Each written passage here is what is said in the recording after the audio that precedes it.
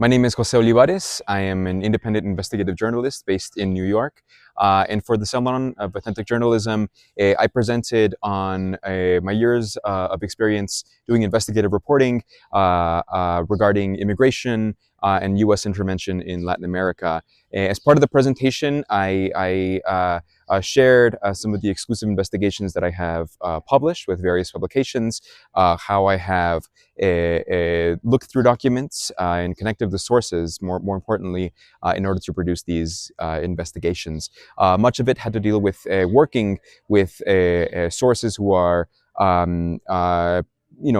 maybe folks who have never had any experience working with the press, experience working with media, who might be victims to institutional violence. And so much of my presentation was talking about how, as journalists, we can do investigative reporting responsibly in order to best communicate with victims and with the public big institutional abuses.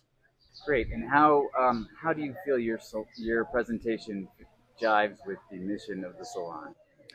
So the presentation that I gave at the Salon of Authentic Journalism really connected a lot with working with immigrant activists, for example, who are on the ground in various states throughout the country, who have an ear to the ground and are connected with folks who might be detained in certain detention facilities, for example, or people for example, involved in social democratic movements or left-wing movements or rural movements throughout Latin America, connecting with them and being honest with them about the type of reporting that I want to be producing. And so a lot of this presentation was about discussing with these sources, the activists, the people involved at the helm of these social movements, in order to collaborate with them and work with them in order to produce investigative reporting that really hits the powerful, really pulls no punches when it comes to punching the powerful and powerful institutions or corporations, and producing investigative reporting that can help drive and support the social movements.